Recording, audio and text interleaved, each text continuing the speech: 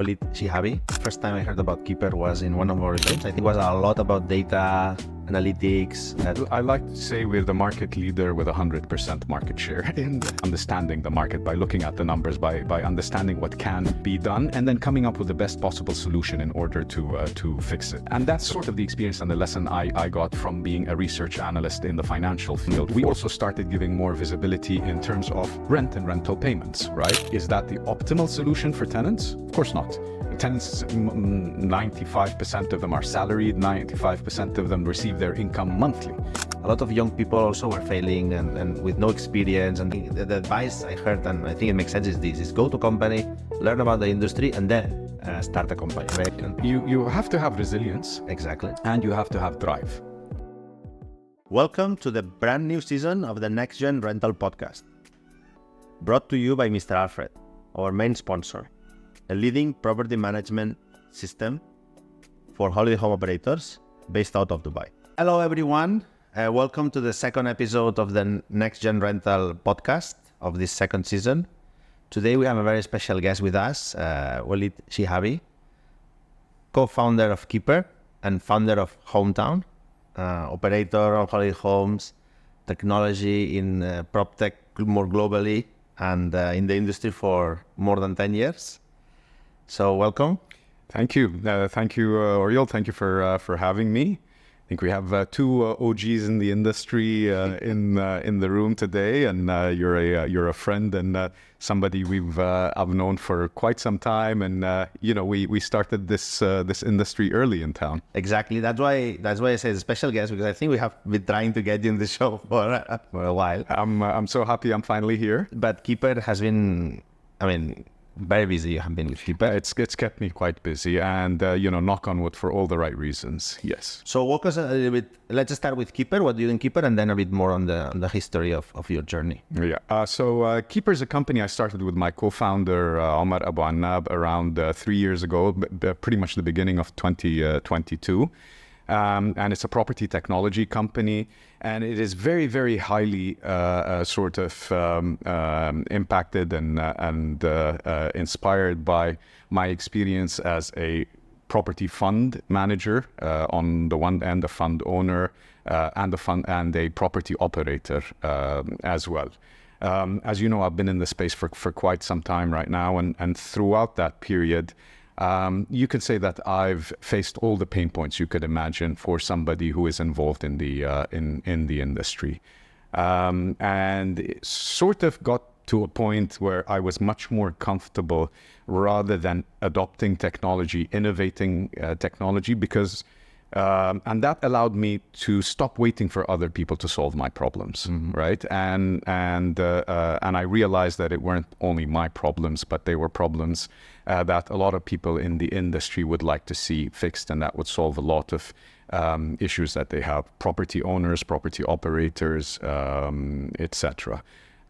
So, like I said, I stopped waiting for other people to solve this and decided that it was my remit and it was my opportunity to attempt to solve some of these problems using technology first and foremost. And I'll be happy to take you through a little bit of what these problems are that we are fixing as we go. Yeah, so I remember the first time I heard about Keyper was in one of our events, I think our first event that we did. And it was a boom. Everyone loved it. It was a lot about data, analytics, transparency, with something that RERA and the land department has been focused on the last years. And honestly, it was impressive, the ease of use, the data that you were showing and everything. The good thing is that this has evolved a lot. So you started as data, correct? And now you are probably you created a category in Dubai in the rental industry, correct? I like to say we're the market leader with 100% market share in that particular category. But that's the dream of anyone. But it is true. We did create a category. Now, a lot of it is very highly influenced by exactly what you said, by data, by understanding the market, by looking at the numbers, by understanding what can be done, and then coming up with the best possible solution in order to fix it. So, prior to my start in the real estate industry with creating the Hometown Fund and the Hometown Holiday Homes operating entity, I was a research analyst, so I lived in data. And I love it. I love looking at numbers for long periods of time, analyzing them and trying to generate value out of the numbers that I see. We're lucky in Dubai that data is available. I think very recently, Dubai was voted as one of the top markets in the world when it comes to data transparency. And that helps a lot. If we didn't have that data transparency, then we wouldn't be able to have built Keyper. And that's a very important first starting point. But data in its raw form is just data, right? It's what you do with data, where you take it, how you associate it with, for example, your investment objectives, how you associate it with your operating objectives, and what you build on top of it in terms of visualizations and tools in order to make that data helpful in the way that you need it to be. And that's sort of the experience and the lesson I got from being a research analyst in the financial field for around 10 years prior to my involvement in the real estate industry. So the first sort of product that we came out with to the market, this was early in 2022 when we first launched the company and launched the product in its what we call MVP form or minimum value, minimum viable product form. Was data. So we extracted the data that was being generated by the Dubai property market in terms of transaction values and so on, and created an interface for property owners, an app effectively for property owners, in order to see that data in relation to their investment, in relation to the properties that they invested money in and that they own. That meant live valuations of their properties. That meant information about the rental returns on their properties, and included all the sort of utilization of property investment that you can have: long-term rent, short-term rent, even owner-occupied, and what that means in terms of your expenses. We put a level of transparency on the expenses side as well. You know, service fees, or what we call homeowner association fees, is the largest single expense generally associated with owning a freehold property in Dubai. So we had that information live also for people to see. And we started there. We started giving value to people who own property, who invest their wealth, who invest their savings in the property sector in Dubai, in order sort of to cover a gap in terms of what they have direct access to in terms of data. We also started giving more visibility in terms of rent and rental payments, right? So you have a property, you rent it out. That's the primary use of investment properties in Dubai, is to rent it out on annual basis. But you can do so by receiving, you know, physical checks and wet signatures and so on. There's no place where you schedule these payments. You have to create reminders when these payments are due, and then physically go and present that check at the bank in order for you to collect your income. We just created a simple schedule with reminders telling people, you know, here's the date, here is the rent check, you know, a PDF of the rent check with the reminder reminding you that you need to deposit that check in that particular time. And that offered us even more data, because we sort of started understanding the difference in the market between a single payment for the year versus 4 versus 6 payments for the same property. Right? And we discovered, and we always knew this, but we started sort of pinning down exactly the difference in terms of returns that you can get by spreading those payments over time. At the same time, we built an internal property management capability where we can actually do the A to Z for you and report for you on that live. So the visibility, the reporting, you know, one of our biggest challenges in the holiday homes sector is landlord reporting, is owner reporting. What's your occupancy? How much money did you make? How much expenses did you have? What's distributable to you? Where did the expenses go? What your annual return is? How that compares to alternatives that you could have generated. So just in the same way I had that problem throughout, the problem of reporting, a good platform for reporting back to our main customer, which are the people that sort of entrust us with these properties, is create a data integrated platform to give live reporting, live valuations, live information, live cash flows, live expenses to those owners, and then allow people to convert from just a data platform into a management platform if they want. So we can collect on their behalf, we can distribute on their behalf, we can deal with the tenants on their behalf, we can renew the tenancies on their behalf, while informing them of where the market is, what the correct pricing is, and what their alternatives are in the market. And this evolution of product, I mean, we haven't reached the end of the whole product, but this evolution of product has been driven by your strategy, or you have been listening to the client and adapting to their needs? So it's a bit of both. So you always come in with sort of like a 3-year plan when you start a company. You have to have direction, and you have to have an understanding of what key problems you're trying to solve. But then the customer tells you where your priority should be, right? And what to prioritize over what, and where to focus, and how to go about it. Some things are nice to have, some things are critical, right? And some things are a key missing component of the market. And within the first 6 months of us launching the product, we zeroed in on a key missing component in the market, which was the ability, the optionality of, well, for one, the ability to digitally process rental payments. Rental payments are the single largest expense of any household in Dubai that doesn't own their own home. So most people are renters, and most people pay the biggest chunk of their income to that one expense. Correct. But it is very archaic, right? Everything else you do, from the food you order, to the groceries you order, to your transportation, to pretty much everything else that you spend money on, today is digital, right? It's fully digital, it's fully integrated, it's very easy to use, and it's to your door.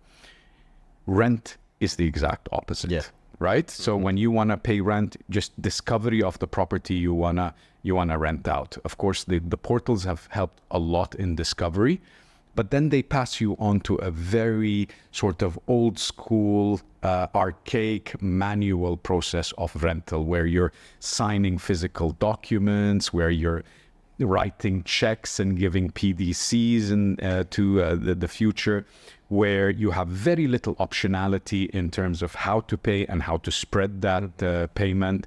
And when the market is hot, just like when we've seen in the last 3 years, you have an inflation of rental values, while at the same time a reduction of sort of options on how you can do that. And why do you think that Dubai hasn't changed to the standard of monthly payments like Europe, for example?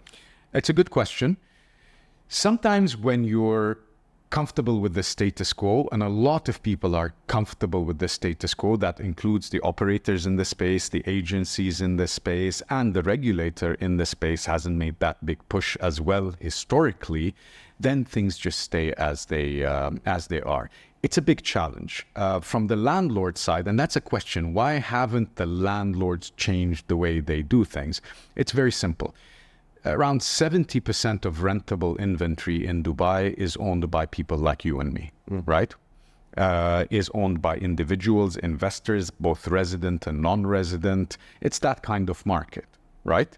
And these people are not merchants. These people don't have the ability to create merchant accounts where you can accept digital payments. It's actually illegal for you to have a merchant account to accept digital payments. So the only way that is available to them to receive money in the future, scheduled in the future at a specific date, was these PDCs, right? Post-dated checks. Yeah. So you have one check for today, one check in 3 months, one check in 6 months, etc. And you have to remember, or give it to a conventional property manager just to run around and deposit these checks in banks, not knowing whether they clear or not. You will know, but the property manager doesn't know whether they clear or not. And it was actually the only available option for these people to collect that recurring rent. The last thing they want to do is call you up as a tenant every 3 months and tell you, can you now please transfer to me this amount of money, and then wait around and wait for that transfer, right? And the fact probably that this is a market with more power in the side of the landlord, no? Because Dubai is correct. It's a market where the landlord has more Typically, most markets are like that. And by the way, this isn't a problem specific to the UAE or Dubai. The region in general shares the same sort of nature of rental payments. But a lot of other, like in the US as well, for example, still most of the rents are paid in a very old way. Yes, they're paid monthly, sometimes even weekly. Yes. But they are paid in sort of offices, no, in cash. It's true. It's very... Exactly. It's a very old school way of doing things, and not enough people have solved or have spent the investment solving for it. Solving for it isn't by bringing the idea, it's by investing in infrastructure, right? And investing in infrastructure doesn't pay back immediately. Yeah, but Dubai, I mean, of course you've solved the problem, but Dubai, or you're in the way to solving the full problem, but Dubai is a market that you would say is perfect for digitization. 100%. Everyone has visa. Everyone has a bank account. High card penetration, 100%. Correct. Not everybody has a bank account when it comes to landlords, though, because we have a high component of non-resident owners. That's true. So there is a portion, not a small one either, that are non-resident investors. Dubai is an investment asset class. The real estate is an investment asset class. And it's not allowed to pay overseas, outside? How can you, as a tenant? What are you going to do? Do an international transfer? How do you do that international transfer in a recurring fashion? And imagine that you want to pay monthly. Is the landlord going to have to remind you monthly to transfer money to him? It's or the just, fees, no? It's not practical. Plus the fees obviously are an issue. And then you don't have a domestic bank account, so you can't even accept domestic checks, right? So this is a problem. Of course, because if you are an investor from overseas and you don't have visa, you don't have bank account, you cannot accept checks. Correct. So what do they do? So the solution is transfer me one payment for the year. So at least I have trust and I have I got the money. I have no default risk and I don't need to chase you.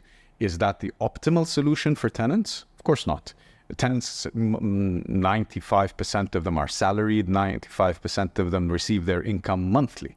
And given how much of your monthly income is assigned to rent, you really don't want to pay that all for 12 months upfront, unless you have so much savings and you're getting a great deal. But that's a tiny portion of the market. The vast majority of the market are funding their rent from their income as they go.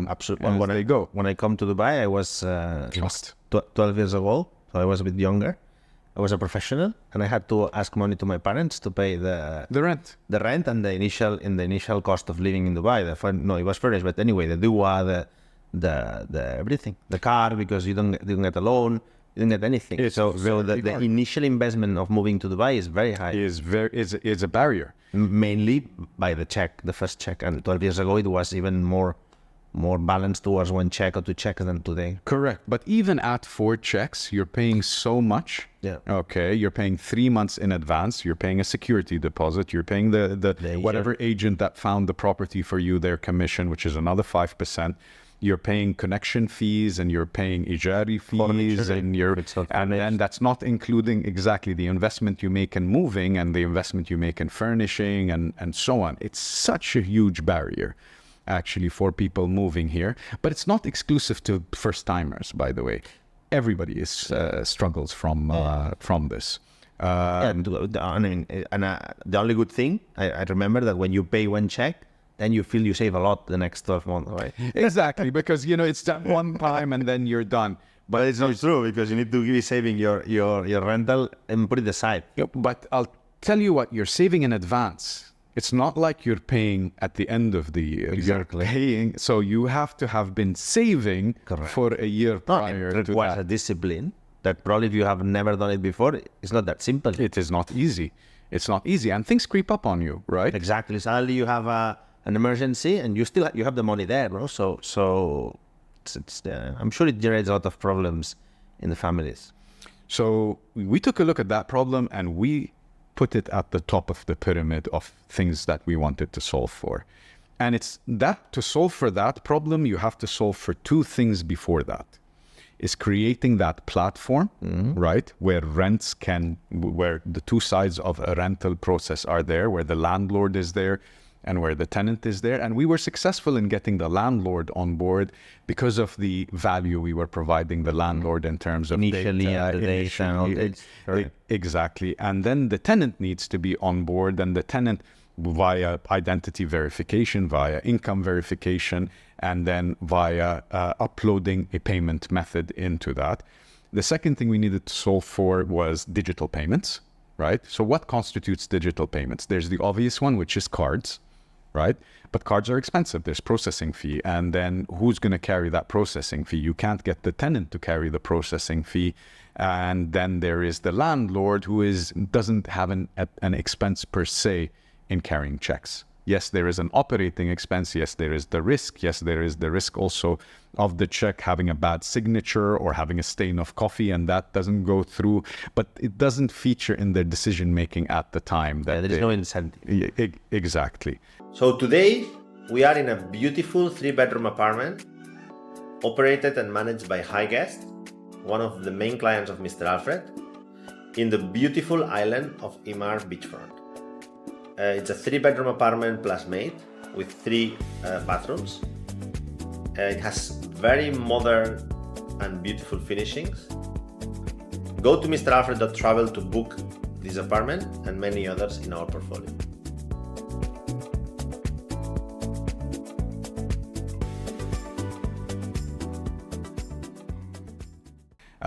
So you needed to create that, address the cost of processing there, and then also provide a secondary alternative, which is a recurring payment method that is digital, but doesn't carry the processing fees of cards, debit cards and credit cards. So we did that. We created a partnership with a system called Direct Debit. This is a central bank licensed system that allows you to recurringly go to your bank account, collect the money, and basically effectively transfer it to the landlord without having to incur a payment processing fee from the cards.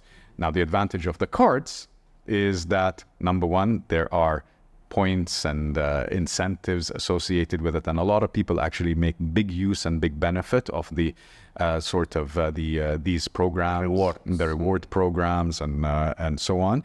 And secondly, cards carry an embedded credit, right? So you don't actually have to have the money available in order to make your rental payment, because you're accessing into the credit embedded in your credit card. Mm-hmm. So once you built for these two things, then you need to create the interface where they're completely integrated, facing the landlord, facing the tenant. And then the final thing we solved for was the 12 payments, right? So when you have data, you can calculate how your investment needs to be and how to price, right? So a landlord typically in Dubai would accept a 90,000 rent in one check, 95 into 104, 100.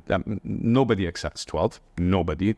Only 2% of the Dubai market accept 12 payments. Because you need to go 12 times to the bank. You need to go 12 times to the bank. You need to write 12 checks. You need to deposit 12 checks. It is just terrible experience, right? Terrible experience.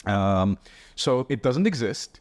But when we did the survey to the tenants, we asked, how would you rather pay? And 60% came back to us from that survey and said monthly. So you see this question with the cost or without cost? So at the same cost? Or? So the applications that come to us, 84% accept our pricing. Okay. 84%. So our pricing isn't high. It includes processing fee. It includes carrying the default on behalf of the landlord, right? So we assess the credit of the tenant via our own sort of things such as rent load, right? You can't be paying 70% of your salary in rent. Well, how are you going to live? No, mortgage does the same calculation. Exactly, exactly. So we do a rent load calculation.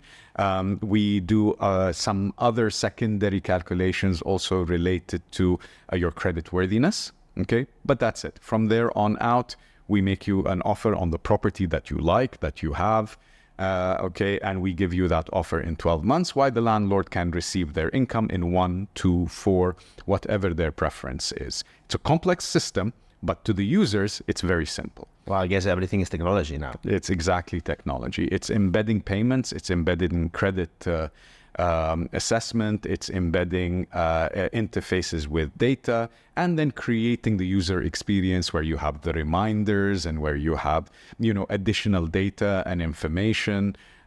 We also embedded something very cool for the landlords in there, is that even if you're accepting 4 payments, at any point in time, you can cash out.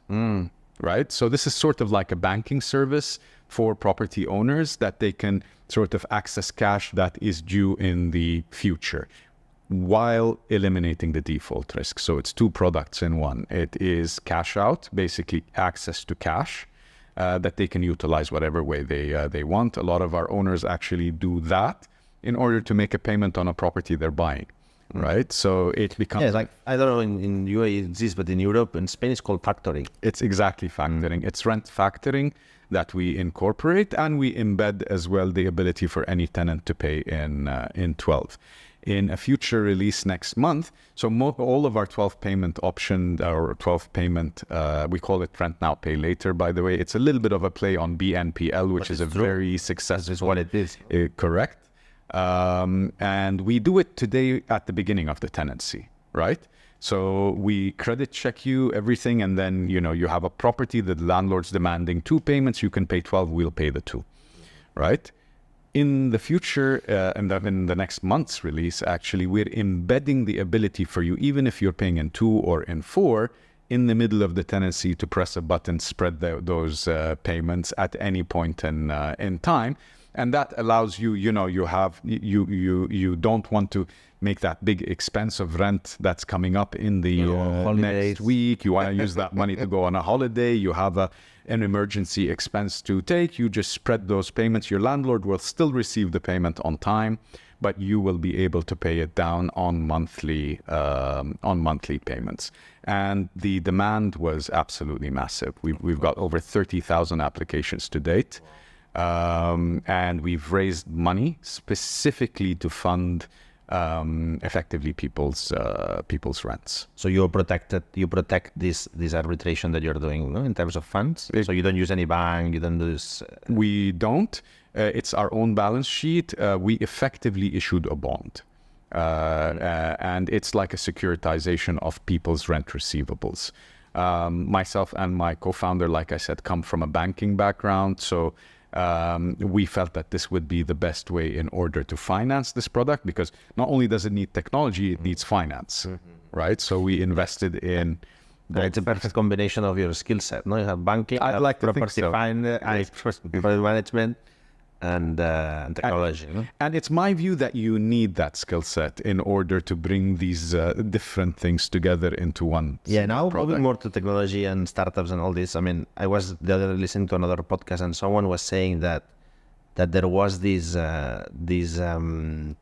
trend of like, okay, go out there and experiment. No? But then a lot of young people also were failing and with no experience, and then going back to the drawing board. Exactly. So now they are saying the advice I heard, and I think it makes sense, is go to company, learn about the industry, and then start a company. I mean, I guess that's what you have done. Get the basics right. Understand the fundamentals of business building and how things should look when you are more mature. And find the passion for an industry. Correct. Because maybe you start a work and you don't like it, a job, and you don't like this industry, and if you don't have passion, you cannot do these journeys.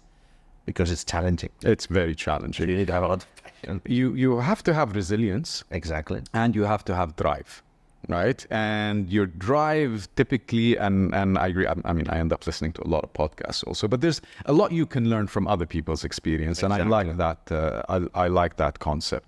And they tell you fall in love with the problem that you're trying to solve. Exactly, not the solution. Not the solution, because the solution is your first attempt, right? It may win, it may fail, you might not have figured it out completely. You think it's a great idea, the market thinks it's garbage, right? So, okay, great, try again, reiterate, turn it around, etc. But if you are to succeed, you need to be focused on solving the problem, not pushing your solution. I want to sell my book. Right? And exactly, which is really a concept I like, and I sort of fell in love with in the context of Keyper. The advantage for me when I started Keyper was I allowed myself to drop the barrier I had previously when it comes to learning what technology can do and being confident enough to say that I can have my own IP. I can invest in building my own technology A to Z. I can find the right people. I don't have to do it myself, but I have to understand what it is that I'm trying to build. I have to understand the language so that I hire the right people and be able to guide them and work with them in order to create a solution that solves the problem, rather than whatever, you know what to build, and then there is an analogy. It's like you have the hammer and you're looking for the nail, and everything is just like a nail. You need to find the nail and then get the hammer. So so going back a little bit. No, sorry, I was thinking when you were explaining this thing of the 12 months, our audience is asking the question, when that for holiday homes? So that's a fantastic question. I come from that industry, so I spent a long time in that industry. I'm still involved in that industry, and the question came to me from operators in the industry. As you know, a lot of operators in the industry build their inventory through rent, right? So there's an underlying rent that they rent the property in order to own effectively their inventory, be able to control their inventory, and then hopefully create a delta or a positive spread in terms of operating that. Now that no one is listening to us, maybe too many. Definitely too many. Definitely too many. That's so. Here's the thing: there's a plus and minus about Dubai's ecosystem, right? Dubai's ecosystem is very encouraging for entrepreneurs. Yes. Okay. That's true. In some sort of strong market periods of time, that encourages too many people to get into an industry, and sometimes a lot of the wrongly motivated people to get into the industry. So we are at that point. And we are at that point where there's just simply too much inventory being managed by too many people new to the industry without understanding the nuances of the industry. And when you have that, everybody struggles and everybody suffers, right? Because there isn't the staying power there, but what there is just desperation. Right? So that desperation in order to perform sort of impacts everybody else in the industry. And it's part of my concern about the industry today, but just like in any free open market, it will self-adjust. Yeah, I mean, in my opinion, the short-term rental market has a problem of oversupply, as you were saying, but doesn't have a problem of demand. Demand is growing, demand is strong. So in theory, in all the books of economics, a market with good demand will balance itself. I believe so. Had we had the problem of a severe demand shortage like we did in COVID, or even a bit years before COVID, a bit before COVID, where demand was sort of diminished for a number of reasons, there wasn't a problem of oversupply, but there was a problem of demand. Correct. That problem isn't here now, but the oversupply problem sort of is creating an imbalance in the market. I would go as far, I love data, and I hate saying something that isn't 100% supported by data, but I don't have the data to 100% support it, but I would say the majority of people aren't making money, right, in this industry. In a sense, they aren't achieving higher returns than the market, which is already high. In the rental market, we know that the rental prices are high. They're over-promising. They're under-delivering, and they're not investing in what can achieve that outperformance, right? And the investment isn't in marketing, right? The marketing is important, but the investment, I believe, is in IP that differentiates your product. And that is a long-term investment, and you have to have the mindset of that long-term investment in order to achieve that. But that's a very, that's a very good point, in my opinion. But what's IP in our industry? In short-term rentals? Yes. Well, for one, the world's biggest Proptech, and I'm sort of like, for me, like my life revolves around that statement, Proptech. What constitutes a Proptech? The world's biggest Proptech has the world's best IP in short-term rentals. It's called Airbnb. It's an $80 billion company in terms of value, and it is full of IP. right? It's full of intellectual property and it does very, very well, right? Yeah, but an operator doesn't have, operator is another stage of the value chain. It's not the same stage. It is a different stage. So how can an operator build IP or differentiation? That's the billion-dollar question. Some companies, operators, actually reached the valuation of $1 billion and then collapsed. Because they focus on brand. So they focus on marketing, and I agree with you. Marketing is not the solution. In my opinion. It's part of the solution. The brand is part of the solution. Creating an identity and an experience and recurring customers is part of the solution, but it is not the solution. The IP needs to be majority held elsewhere. Do I have the answer for that? Unfortunately, I don't. But in my view, it's thinking a little bit outside the box in terms of what constitutes. So as an operator, what do you have? You have a relationship with the landlord. You have a relationship with so many guests coming into town. That has to translate into additional value if you're able to capture that value and continue in the cycle of value associated with these two customer bases that you have. Creating loyalty of some sort, creating services, creating a product that has, some unique value proposition that keeps people coming back, be it the property owner or be it the guest. The guest, yes. I believe that's the only way where you can create sort of outside of market returns. Yeah, one of the challenges of our industry, and especially in Dubai, is the churn, right? The loss of clients. It's definitely one of the biggest problems. Because, especially in Dubai, because this high permeability of the market between long-term and short-term and all this, and actually probably between operators, by the way, and between operators, and probably in my opinion, one of the focus in terms of building stickiness would be to reduce this churn, to create these loyalty programs, but maybe towards the landlord rather than the guest.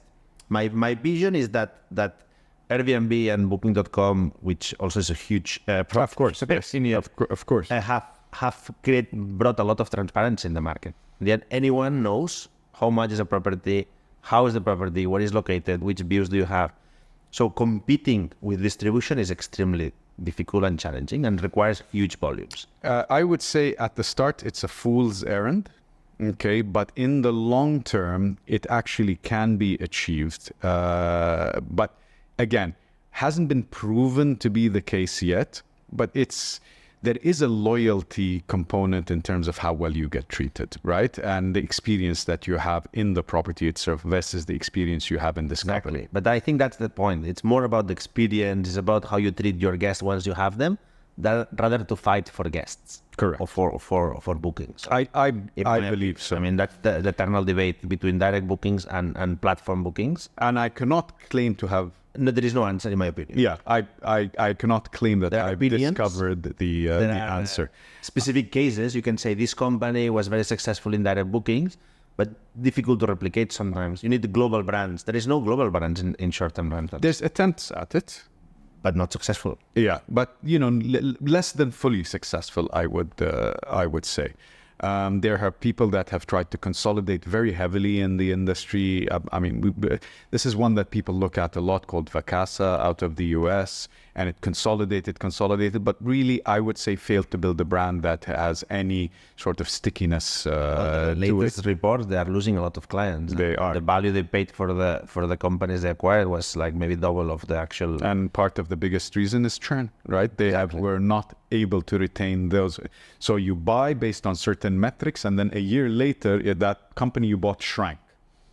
Right, so that is negative value creation from the you have the two big examples. You have Vacasa, which is organic, in terms of acquisition of companies, but based on a traditional operating, and then you have Sonder, which is more master leasing. Yes, and so you don't have them. So they solved the churn by paying the rent. Correct. Yeah. So they didn't solve the unit economics. They didn't solve the unit economics, and they both struggled post-listing on NASDAQ to sort of convince investors that they have a model that works long-term and that has positive unit economics over the long term. So that question is still out there. It's going to be a tough one to solve. you're right in saying that probably the people that made the best out of short-term rental market on the long term have been the OTAs, have been the operators. The second have been the technology companies that created better systems in order to operate these short-term rentals. And there is IP, there is solutions that have helped companies become profitable and scale, right? The operators become profitable and scale. And that's why I like that space as well, that connecting space. You can include in there the sort of the channel management entities, the revenue management entities, the property management systems that are sort of well integrated with the distribution and with the property itself and the operation and everything associated with that. And we've seen companies do well in that space. It takes investment. It takes a very good understanding of the subject matter. And I'm going to plug in Mr. Alfred in that. Thank you. In that equation. I don't know why I was thinking about this name. Yeah. Let's take a moment to thank Mr. Alfred, our sponsor. They're not just a property management system. They're a comprehensive solution for vacation rentals, offering everything from dynamic pricing to efficient marketing. Their intuitive platform simplifies operations so you can focus on growth. Excitingly, Mr. Alfred now offers a free light version, including a channel manager with connections to over 60 OTAs. To learn more and to start streamlining your rental business, visit mralfred.com today. But the reason why I think it works is because you have very, very deep, intimate knowledge of the industry. Yeah. Right? So you know your customer because you were your customer. Exactly. Right? And that's a space where value can be created. The best area I think the value can be created for the industry is creating efficiency, is creating sort of automations, is creating sort of the ability for people to be able to operate and profitably for themselves and for their customers without breaking the bank and without just throwing bodies at the problem. I agree. And one of the areas that now I'm more obsessed about is creating a smart home environment in each apartment. So I don't know if anyone is listening and wants to do it. I mean, I think some companies have tried, but I haven't seen a solution that say, hey, we'll give you something that connects the smart lock, which now is going to be mandatory in Dubai, with the temperature, with the blinds, with I don't know, even with the quality of the air, the TV, the music, the lights, because I mean that's something that in residential units it's happening. So I would love to see. I don't know if we can create it eventually.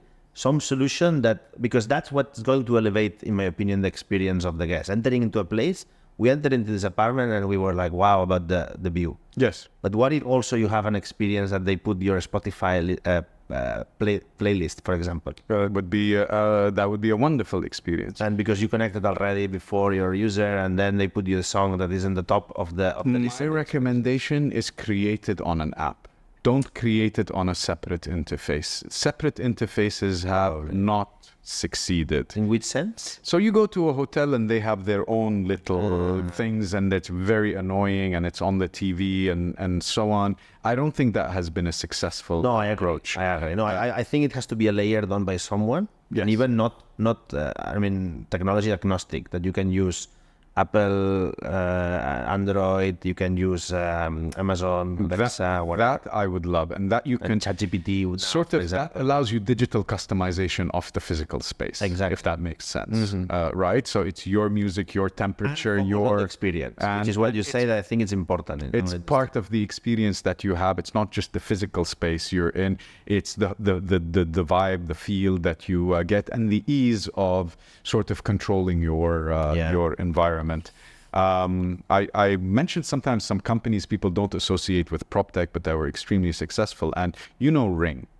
Yes. That's the most successssful smart home implementation. It's owned by... it was acquired Google, by I think, Amazon. Ring? Yeah. I think it was... Google was Nest. Google was Nest. Ring was acquired by Amazon. And it solved a straightforward problem very well. right? And it introduced a component of smart homes that had to do with... Yeah, with Alexa also, with the camera and all this. Correct. So that's one of the things people sort of can think about how things are better, how smart homes can be thought of. Yeah. It's not exactly what people imagined at previous times. I think it's a little bit more intelligent than that in terms of the interfaces and what you can add to it. Let's see if Mr. Alfred or some other company will do that. So you were not busy and having fun enough with Keyper, that now you have taken the initiative or you have been given the responsibility to develop or create Proptech. Explain me what is it? So we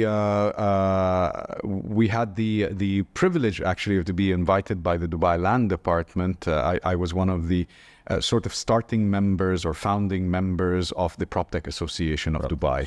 The official name is the Dubai Proptech Business Group, and the thinking over there is that we can be the PropTech leader of the world in coming out of Dubai. We already have examples how this market, the depth of this market, the property market in Dubai in particular, the attractiveness of it, the international, the global nature of the property market in Dubai. People store their wealth here from all over the world. Yes. Right? And that in itself can create unicorns, that can create brand new companies or companies that exist today that can grow significantly by solving a lot of things that relate to properties in Dubai and elsewhere, but starting with Dubai. The Dubai Land Department has been very progressive in its approach to this industry, to the PropTech industry, and more recently, even more so.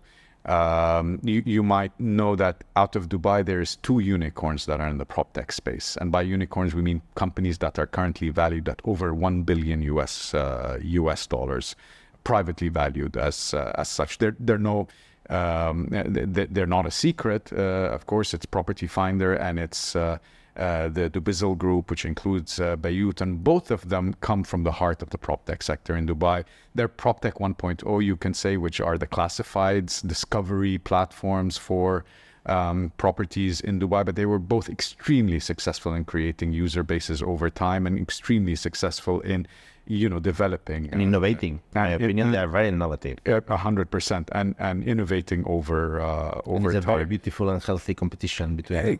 Exactly. But they're not the only PropTechs in town by any stretch of the imagination. And a lot of companies in that space, a lot of investment has gone into companies that have shown a lot of good promise, a lot of growth, a lot of innovation, a lot of investment, and have solved real problems. I think Mr. Alfred is one of them. I think Keyper is one of them. But there is, if not tens, hundreds of others that I would highlight for that. And that is a recognition that the Dubai Land Department has, is that it can enable, it can support, it can help create some amazing global leaders in this space. And that was the thinking behind, okay, so what do you guys need? Why don't you get together? Why don't you speak in one voice? Why don't you advocate together and influence regulation that will help create these very successful PropTechs that in turn will help the consumer, help the property owner, help the property developer, help the industry overall shine, and by extension Dubai and Dubai as a hub for technology startups shine. And it's been a few months already, but we've established the association. We've created the membership tiers. I'm also a part of the membership committee, so we want to go out and sort of invite the existing innovators in the space of property technology to join and speak in one voice and raise their hands and participate and network. And I think, and by the way, when we sat in a room, and there was only, the starting group of us was like around 10, 15 sort of companies represented in there. And I had in there a company that was my customer and a company that I was the customer of, right? And that's just the nature of the PropTech industry. We work together. Some of us might compete. on some fronts, but ultimately creating that network will create value for everybody involved in that network. And then we can pull in other sort of participants in the real estate industry, from the developers to the agencies to the maybe owners association to the construction companies, to everybody can be part of this and can sort of help that industry grow as a whole. And then from there, send the message outside. So we already participated in Proptech Connect in London. That was an event for Proptechs, where a number of us companies members spoke, as well as obviously the land department represented by Dr. Mahmoud Al-Burai spoke in that event. And there was a lot of interest on, the new stuff. We're doing stuff that nobody else is doing sometimes, right? In globally. And that could mean that, the companies that start here can be global companies within a set number of years, simply because the industry is so conducive and supportive of innovation. And next steps, like from people that can be... So we've created the website, we've created the membership tiers, we are sending out invitations to everybody, and everybody is welcome from this industry, from the PropTech industry, as well as from the real estate industry overall. But construction, I think you mentioned. Absolutely. We have construction technology, we have hospitality technology, we have fractional ownership, we have the big portals represented. We have the operating entities with technology IP. We have payment solution providers. We have, who have I left out? I mean, the distribution platforms. There's some very cool companies that come out now and are like tools for agents to really create distribution and manage inventory of new builds in Dubai. A lot of interesting ideas, a lot of interesting things happening. Out of the US, and not a lot of people know this, there's companies that started off as PropTechs people don't recognize as PropTechs today, right? Like DocuSign, for example. Yes, DocuSign was a PropTech. DocuSign was created for agents so that they don't have to manually sign documents, right? And the DocuSign now is, I think, north of $10 billion in value. Listed on the stock exchange. So our industry can produce that sort of thing. It's the world's biggest asset class. It's a big sort of contributor to the economy. And I think we can have multiple national champions coming from that industry. And because we're lucky to be in a market like this one. Exactly. Okay, so we're reaching an end. One last question is, I think you mentioned it a little bit, but where do you seek inspiration? Can you recommend books, podcasts, or something that we can... Absolutely. So I oscillate. I seek inspiration from good conversation a lot of times, right? And I seek out people not necessarily from my industry, but to whom I like to call generalists. You're just intelligent people who like conversation, and that conversation can go anywhere. But generally at the end of that conversation, you come out a little bit more grounded, a little bit more inspired, with a little bit more ideas. And you could not speak at all about your company and still get ideas, that you can follow and inspired by those conversations. So face-to-face conversations where I listen and I talk and I throw ideas in there, and see where they land. I love doing that. That's a key sort of when I have time and when capacity allows. The right people. And when you find the right people, and sometimes you can tell immediately. So there's just this one person by mistake via LinkedIn made the comment, and then I started the conversation, and I met him, and like he's okay. We need to speak once a month. No strings attached, sort of thing. Maybe we play a game of chess and speak, but he was the sort of person that really had good input and insight, and no strings attached sort of insights to share. Can obviously include people who are very successful in the fields that they are in. I created a startup and sold it very successfully.